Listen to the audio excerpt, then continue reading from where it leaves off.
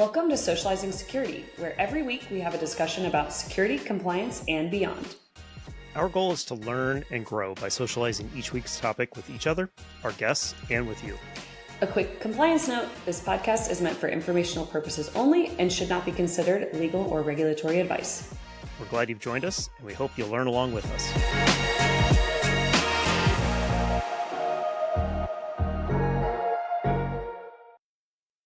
Welcome back to another episode of Socializing Security. We are actually starting something really fun this week. We're going to have a few weeks based on the RSA conference that to us just happened, to you probably fairly recently just happened. But we were both able to attend in person. Myself, I was there to work two jobs, essentially this job that you're listening to right now, and my day job.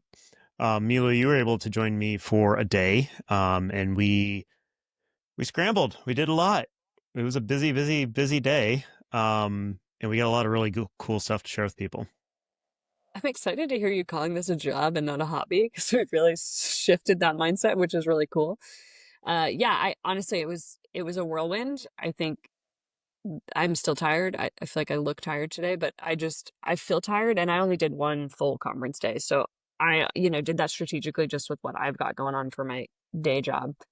The thing that actually helps pay the bills at the moment. But for that particular one, it's hard to take off multiple days in a row when you're, a startup, basically. Like that's a really big ask. So I did it a little bit strategically where I came in and really did a full day. And that was a big deal. Man, I woke up, I think my alarm went off at 5:30 a.m. I was on the ferry because I had a whole logistical issue because the city was just basically booked out. So I had to get a little creative of where I was staying heading into this conference in San Francisco. And I was really worried I was going to miss my ferry. So this was a specific additional logistical challenge, but it was on the ferry at 7 a.m. Met you at the ferry building in San Francisco, I think at 7:30. And then we were ready to go, having basically breakfast meetings. I wouldn't even say that was just that was already, we were basically working at that point. Yeah. And I don't think I got back at the end of the night until 9 at night. So it was really truly a full work day. Yeah. So you obviously made a point of this for multiple reasons, not just for the podcast, but you took the time to fly for a day at a conference. In your opinion, and some of the content we have coming up is about the in-person experience, but to you, why was it important to take that time to do this one day of in-person activity that essentially required you 2 days of travel on either end of it? I love this question. I think I'm wild enough to make that type of decision. That's the benefit of I set my own schedule, right? I am my own boss now. So I do have the flexibility to being hey, an opportunity presented itself specifically for the podcast. And, you were already going to be there and we were trying to meet with some people and I knew you were going to take the lead and you would have done that incredibly without me. So it wouldn't have mattered whether I was there for that or not.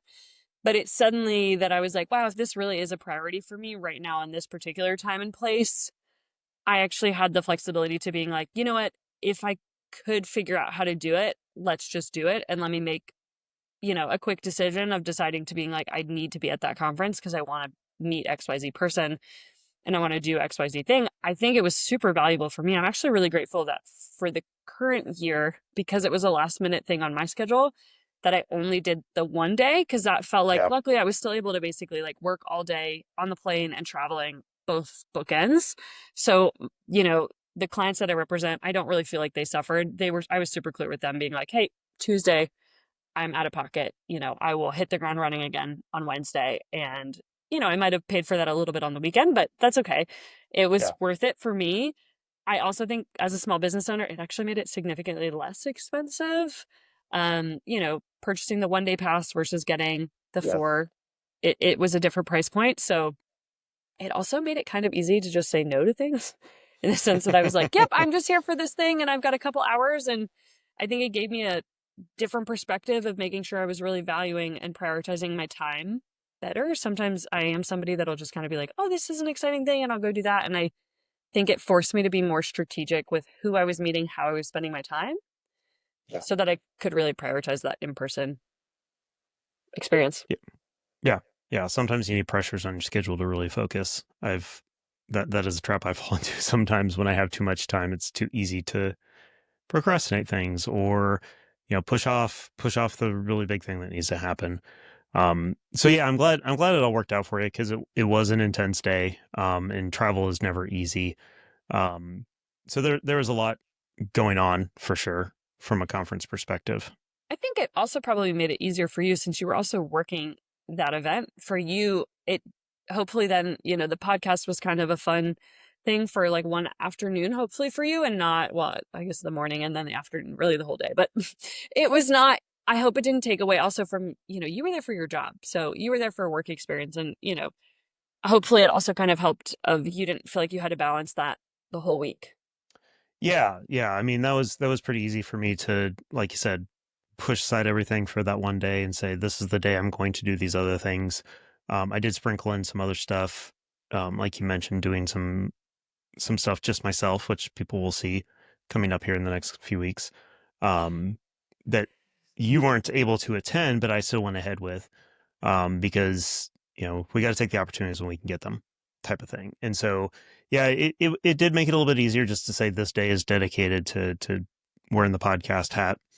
And the other days I could be a little bit more flexible, a little bit more lenient with my time. And, there's never enough time for all the things that I want to do at a in-person conference. But that's part of the experience for me, is to make sure I make the most of it, which means avoiding the hotel room, to be quite honest, and making sure that I'm available for whatever meals, whatever get-togethers, meeting people for drinks. I have a friend that I work with who lives in San Francisco, and it ended up being about an hour and a half over drinks situation where we got together, just because that's the way our schedules lined up. And it was a priority for me, but it was a priority that, probably made me stay out later than I really wanted to that night because it was a long week. So yeah, there's no lack of opportunities and things to learn in an event like that. So I'm glad it worked out for you, because I know it wasn't necessarily an easy trip. It was fun. Put Honestly, I in had a there. blast. Luckily, the Wi-Fi worked on the way home, so that helped. That helped Yes. dramatically. I've honestly, yeah, like, and again, luckily, like I basically just stayed on Central Time. I didn't transition over to Pacific Time specifically because I saw that, like, Yeah. oh, I have to wake up at 5:30. I had to wake up before there was breakfast or coffee available where I was staying. So, Yeah. and I also really did prioritize. I think my schedule is very much prioritized around my meals and eating, of making sure that like that part I really don't ever, sacrifice, where I was like, great, Yeah. great. We'll meet at this coffee place. We'll have breakfast. That way I know for a day like that, because I've made that mistake before in the past, that I Mhm. don't prioritize just like taking care of myself, because I'm like, oh, it's fine. Like I'll eat a snack. And then I end up feeling terrible in the afternoon and I can't continue. And it's just because I didn't eat lunch. Or to be fair, you were struggling with that. So yeah. Yeah, I was. So that day you were in town, I ended up not really eating a formal lunch, which is weird for me. But quite honestly, at conferences, I will go hours and hours and hours without a meal, and then realize, wait a second, I completely missed a meal, and never really feel the pain of it. I don't get crazy hungry and start to pass out because of lack of blood sugar type of thing, which I know is a problem for some people. So I have learned that over the years that, my biggest concern when it comes to eating is making sure I actually do get enough calories for all the extra calories I'm burning and walking around. But also making sure that if alcohol gets involved later in the day, that I've got something in my stomach to absorb it.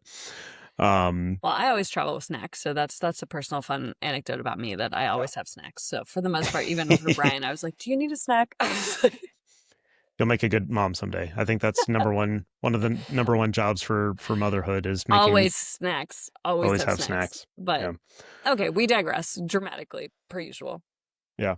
Okay. So let's talk a little bit about what our expectations were for RSA, and kind of how they went. Like, how did those expectations go? What did we want to learn? Who do we want to meet with? We don't have to talk specifics, obviously. Yeah.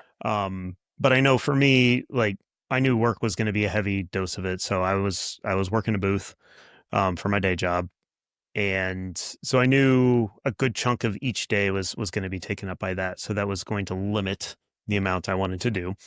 But for me, going to a conference like RSA, which I'm relatively new to, this is only my second time going. For me, it's a lot of the vibes. It's where's the security industry going? What are the hot vendors to pay attention to? What do they have going on? So I spent a lot of time walking around. It's a huge vendor space. So I spent a couple different times just wandering around, looking at who's there, what's going on there. In classic conference fashion, I would run into people and that would delay me and I wouldn't get through them as fast as I would want to, but that's fine. I love that. The happen to run into somebody on the show floor is one of my favorite parts about the conference. And I was able to catch up with people I haven't seen in years and be able to see what they're up to. And quite frankly, it's just exciting for somebody that came from the infrastructure side to all of a sudden find all these infrastructure people floating around at a security conference. It was kind of cool for me. So yeah, it was from that perspective, very much hit my expectations. Don't spend a lot of time in any of the booths per se. I take a lot of notes, take pictures of, things my company can maybe take advantage of, looks and feels, what types of booths, that I then share with our events people. And then, taking down note of, ooh, this company is saying this message, and I really like this message. This year, there's a fair bit more of, thinking about from a podcast perspective, which companies would be interesting to get on, and which people would be interesting. Thinking about everybody I meet and who are the people that could potentially be guests. So there's a running list. I think we both have a little bit of that going on right now, is to throw more logs on that fire. More things for us to sort through and figure out and invite and coordinate. But that's where this hobby is now being referred to as a job, I guess. Yeah, I'm cool with it. I'm fine. I mean, we are co-hosts and co-founders of this venture. So Yes. I think for me, with going in the expectations again, my day had to be way more strategic than I probably normally would do. And to be fair, I think it was the right call. I think I'm taking this as a lesson learned for future conferences. Of I really blocked off my day and I made sure that there was like what I'm calling like play space, in the sense that I knew that there were like two large blocks of time where I didn't have any plans. And so basically, like we met for breakfast. We did an awesome recording with one of the guests we're going to bring on for these special series. And then at that point, you ended up going to go do your day job. He and I just kind of checked in. And then I had, a couple business meetings where there were certain individuals who I was hoping, more on like some of the other hats that I wear, of trying to check in with those people and see what they're doing. And, they heard that I was coming. And so, it was kind of one of those, oh, you're going to be there, let's catch up. And those were actually happening outside of the conference. So, I think that's the interesting thing about a lot of conferences. I don't think this has anything to do with security. I think just any large conferences, there's usually around those locations, there's a lot of hotels, restaurants that are booked out for certain events. And so trying to find those spaces to have just a quick business meeting in person where you can value that kind of, especially if it's somebody that you've already met, maybe worked virtually with, and then, get to actually see them in person. There just is some value to occasionally just like shaking someone's hand and, just getting, I guess, the in-person vibes to kind of echo what you said about the vibes of the conference. So, I had that. We did the recording. We separated out for a couple hours. I did some business meetings. So by the time I actually, I paid for the full day, I don't think I made it into the conference until 1 p.m, because I did also prioritize fish tacos just because I was in San Francisco. So I did Yeah. also make sure I had a really great lunch with a friend. And then at that point, I actually probably could, I don't think they do a half day, but I could have benefited from that option for this one. And so I didn't actually make it into the conference until 1 p.m. And at that point, I knew I had open time. And so at that point, I did go walk around with a friend of mine, my conference buddy. And then we found you. And at that point, I think the timeline was kind of perfect, because then, you were rounding out kind of what you had to do for the day for your day job. And you could kind of come, we could kind of go strategize and tackle it a little differently. I think it worked out really well because I had enough space for just spontaneity, which was good. Because again, I do really believe if you're too busy at a conference, it's really taxing. Yes. not only taxing, but it's a bit like taking flights that have multiple connections. Like once one domino falls, it's hard to stop the dominoes from falling. And not only does that make it tough to meet your goals, but it makes it super, super stressful. So yeah, it having flexibility built into it, knowing what your goals are, but being loose on how to achieve those goals is maybe the best way to. Plus, I was also proud of us. You and I were both like relatively spontaneous. You and I are both pretty type A. We like to like have plans and structures. And I think for both of us, it was really fun because like we ended up at like a random happy hour that was super lovely and we had a great time. And then we also did the same thing that suddenly we kind of were like, oh, are we going to close out or which like what evening thing are we going to go to? And I think I mentioned this on another episode. We ended up at a concert venue where it sounds like Brian didn't get to listen to the band that he apparently realized after the fact was somebody he actually wanted to see. But Yeah, and that's to me, it's I've gone to enough of those things where I'm hard and fast. I got to go to this one thing, and then I miss out on two or three funner things. Especially when it's like I want to meet with people, because sometimes that's the easiest time to meet with people is to when we both have no structure. And be able to say, I'm going to this party. Which party are you going to? Okay, how about if we both go to this other party that's between the two that we're going to? I have to go to this one for job. You have to go to that one for your job. But this other one's open in the middle here, and it doesn't seem like it's going to have a long waiting list, so we'll probably be able to get in. And worst case scenario, we'll find a bar, we'll find a restaurant, whatever it might be. sounds like you're in college again. This really feels like college kids that are like, which house party are we going to, or which Definitely bar has has that the better feel. DJ? So it's as you're saying it, I'm like, this feels really like a college experience. I yeah, I mean, and again, I do think it was nice. You and I both had the ability to both be like, yeah, let's just see where it goes. And I don't think we really had an agenda, and it ended up being lovely. I was really grateful with everything we ended up doing. So I felt like it checked a lot of boxes, and I wasn't because I also do have the holdup where I have a really hard time to occasionally, if I've made a plan with someone and then my plans shift and then I have to cancel or I show up late, I really don't like doing that. I find it Yeah. just like I try not to do that. And Yep. so that was why there were certain things I was like, yep, I can take meetings for these two things. And for the rest, I'm on socializing security time. And whatever that means and whatever conversations that leads to, great. And otherwise, I'll see you on the next one. Yep. Yep. And that's where I'm getting at with you got to be flexible, otherwise the dominoes fall and the stress goes up, because I'm the same way. Like I don't want to miss an important meeting. I don't want to miss a thing that a person that is important to me. And if I don't give myself walk time between meetings, it's bad enough to do it when I'm working from home, much less when I'm in an office where everybody's moving from meeting room to meeting room. But when you're talking about having to move from building to building and having to be at the mercy of crosswalks and crowds of people and the need to go through a metal detector, those things. Great that they have that. It was a huge event. I was totally happy with that. Yeah, but It's it good. definitely caused some stress for me on, being late to some things because of the fact that Yeah, there's we a had to long like wait line. in line to just queue in to get our badges and everything. Yeah, Yeah. Yeah. 100%. So There were more lines than I was anticipating. It was larger than I thought it was going to be. I also feel like I didn't see that much. Because I was really focusing on people and the experiences, I don't feel like I spent that much getting around in terms of seeing the vendors and what all was there. Apparently, I missed the goats and the puppies, so I'm still yeah. pissed about that. So our friend Greg, he was like, "You missed the goats." It's like, well, shoot. Um, Yeah.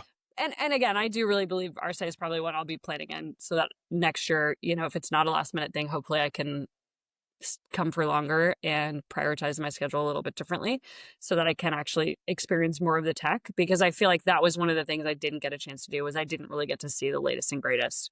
And that was just something, it was just because I was prioritizing work, I didn't get a chance to just like prioritize the innovation. I Yeah. really wanted to make it to the startup alley and I didn't. And so next year, that'll be a priority for me of making sure, one, I have the right pass to get into that section, and two, also making sure I can just go see the latest and greatest and go chat with startups, because that to me is also part of the innovation that is at RSA. Yep. Definitely. Definitely. Yeah. So there's a level of get the vibes just by walking around and seeing, what are the buzzwords that are common. across the different booths, kind of give you an impression as to what people are really talking about. Um, you know, actually spending time in booths to talk to these different vendors is a whole different ballgame because it takes a lot more time because you're easily committing at least 10 minutes per booth. And if you have more than a handful of them that you want to spend time with, or you want to just kind of mosey around and fall into the ones that, they look bored and you just want to go talk to them because they've got the opportunity to do it. It's time consuming. It takes a lot of time and it takes a lot of people energy to be able to go in there and spend that much time. So it's definitely time commitment. It's not one that I had this time around. But do enjoy doing when I have the time.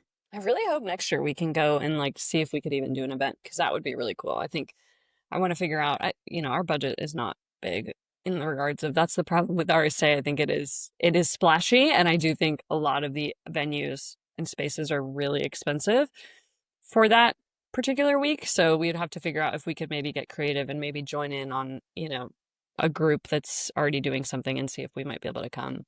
Yeah. As cool if we'd be talent, but also just as sponsors, and then see if we could do something fun, so that we could socialize with our listeners in a different way. Because I do think a lot of our community was there.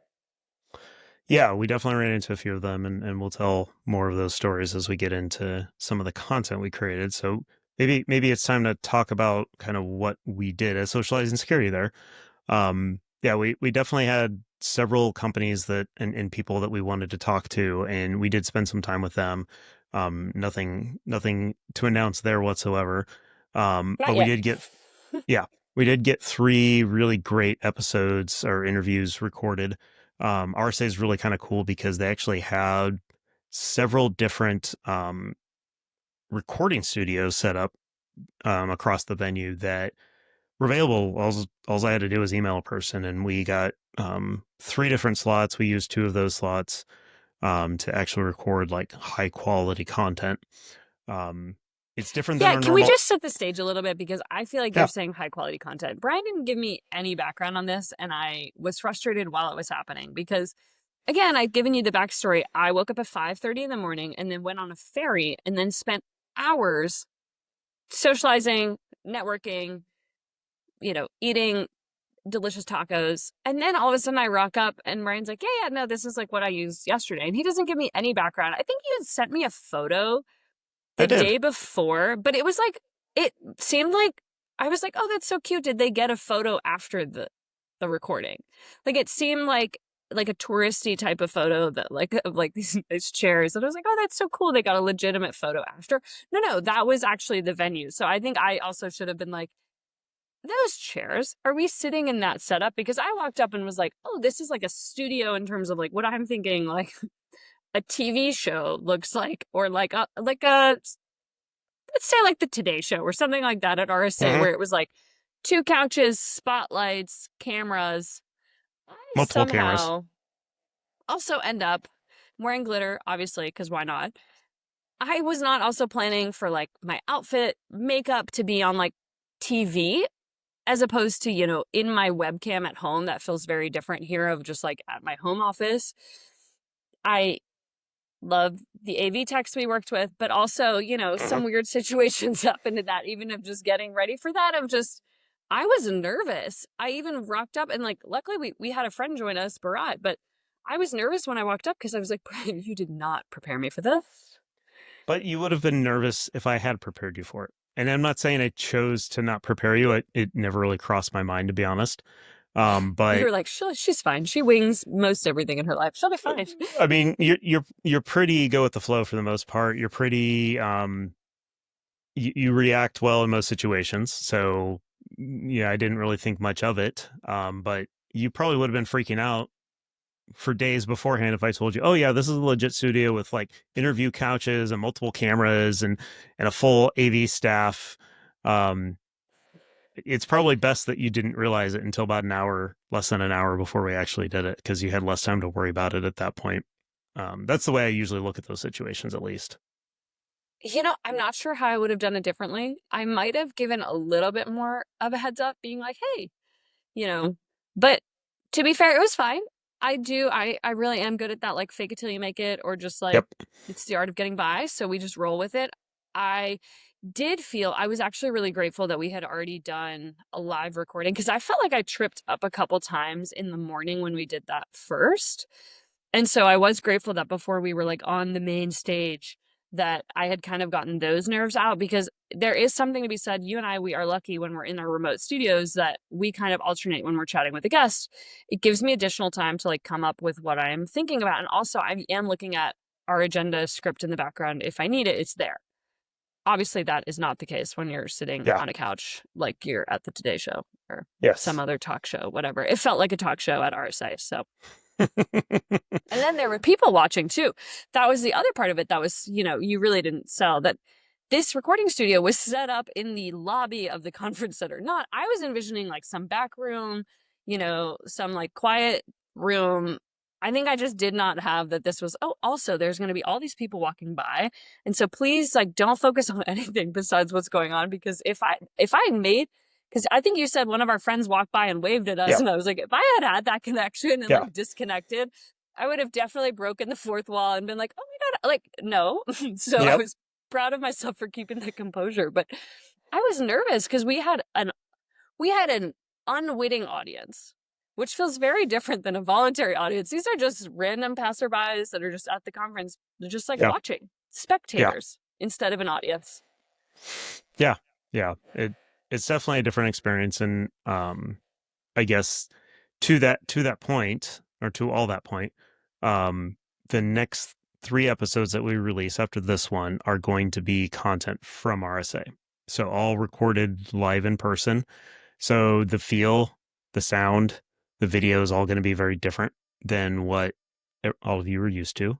We're super excited about it. Haven't done the editing for any of it yet. So that's work over the next few weeks to do, but you'll definitely notice a difference there.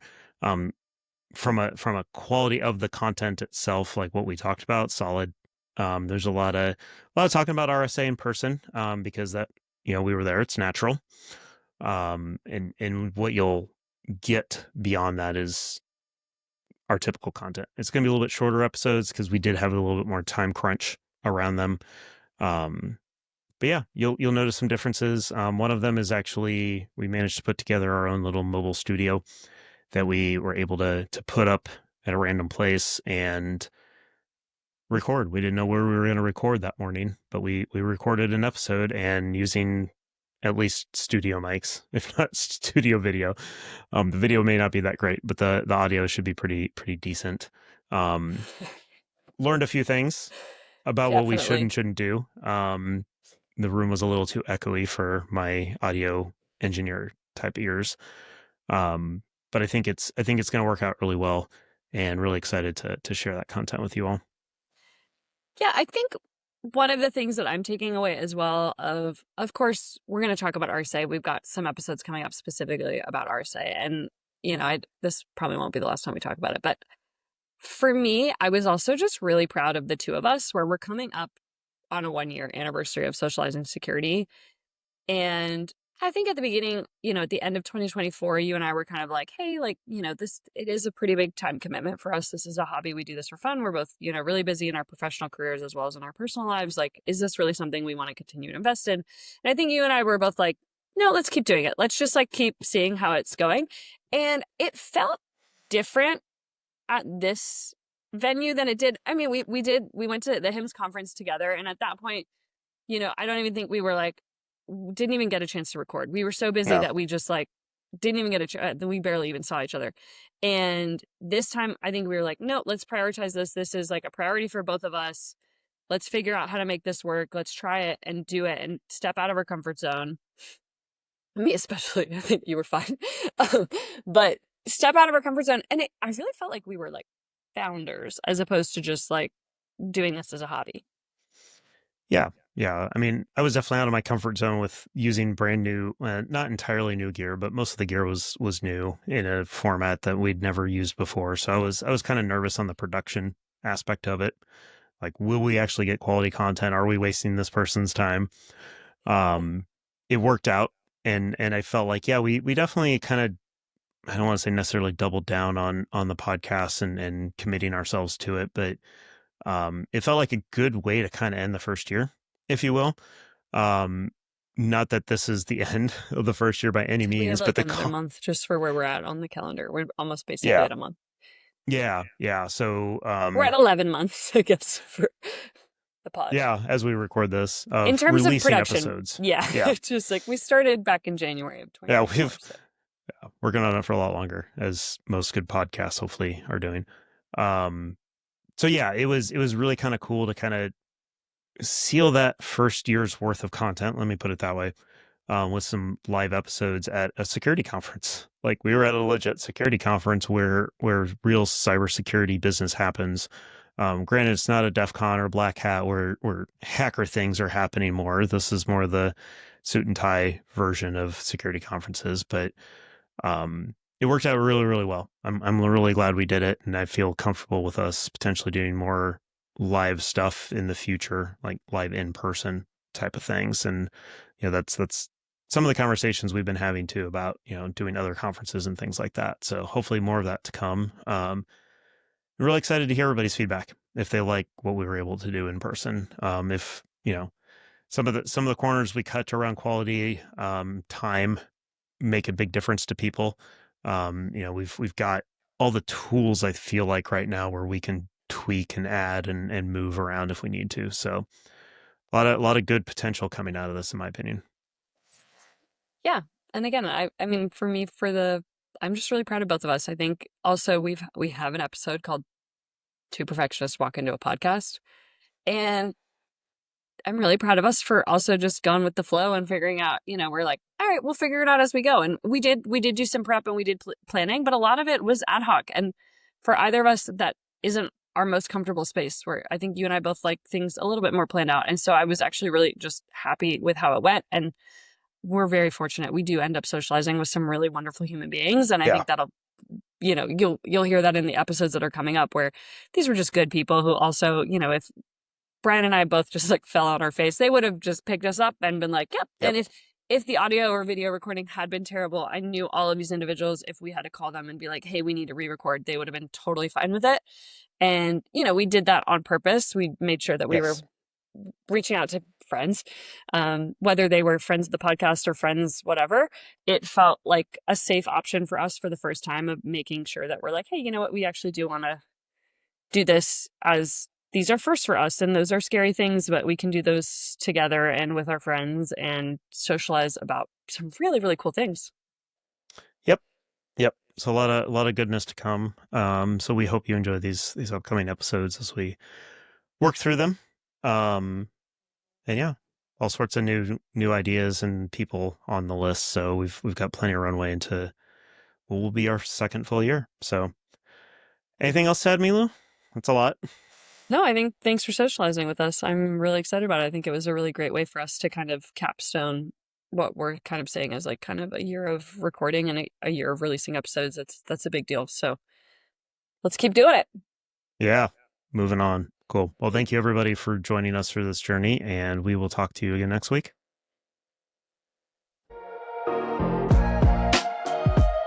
Thank you for joining us for another episode of Socializing Security. We hope you learned a thing or two with us.